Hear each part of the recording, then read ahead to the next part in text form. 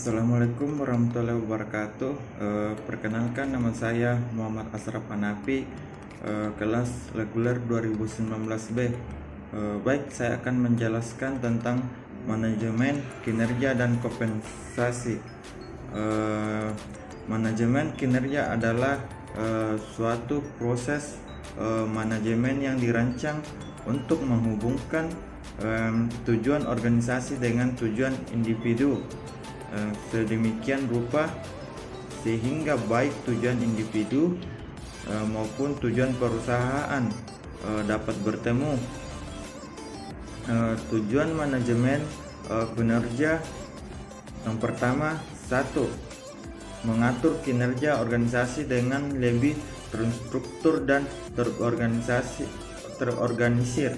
Dua, mengetahui seberapa efektif dan efisien suatu kinerja organisasi.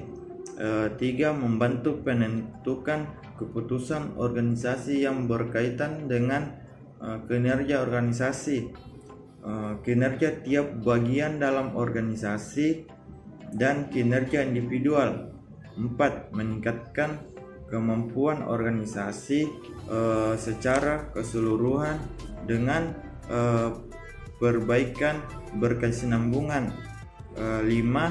Mendorong karyawan agar bekerja sesuai prosedur dengan semangat dan produktif sehingga hasil kerjanya optimal. Kompensasi merupakan balas jasa yang diberikan oleh organisasi atau perusahaan kepada karyawan yang dapat bersifat finansial maupun non-finansial pada periode tetap.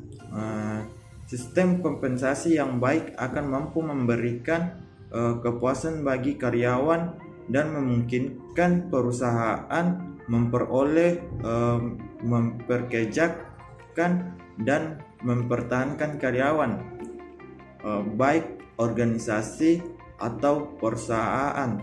Kompensasi memiliki arti penting karena kompensasi mencerminkan upaya organisasi dalam mempertahankan dan meningkatkan kesejahteraan karyawannya.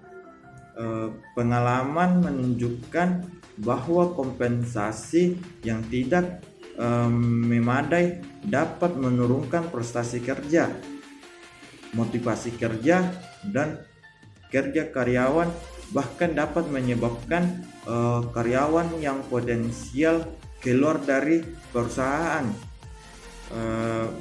Fungsi kompensasi yang pertama, penggunaan SDM secara lebih efisien dan lebih efektif. Kompensasi yang tinggi pada seseorang karyawan mempunyai implikasi bahwa organisasi memperoleh keuntungan dan manfaat maksimal dari karyawan yang bersangkutan.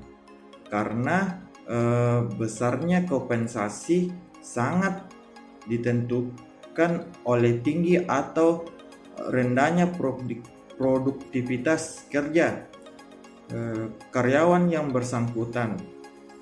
B. Mendorong stabilitas dan pertumbuhan ekonomi.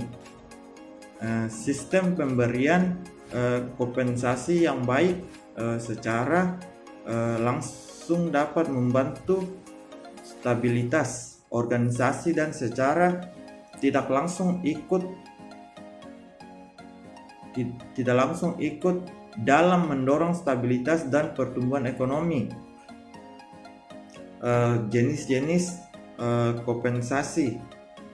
Yang pertama, kompensasi keuangan. Kompensasi ini lebih berupa hal-hal yang bersifat material seperti kenaikan gaji, bonus berdasarkan laba yang diperoleh, opsi saham. Yang kedua, kompensasi non keuangan seperti namanya kompensasi ini bersifat non material seperti naik pangkat atau jabatan, ruangan lebih nyaman dan mewah, jenis fasilitas lain yang bersifat non material. Langkah-langkah keyakinan bila menjadi seseorang profesional yang relawan dengan teori. Yang pertama, memiliki tanggung jawab. Yang kedua, bersikap proaktif. Yang ketiga, adanya rasa cinta pada pekerjaan seseorang profesional. 4, adanya kesetiaan atau loyalitas. Yang kelima, menundukkan diri pada nilai-nilai etis. Yang keenam, mau belajar dari kesalahan. Sekian dari saya, lebih mohon dimaafkan. Wabillahi taufiq wal hidayah. Wassalamualaikum warahmatullahi wabarakatuh.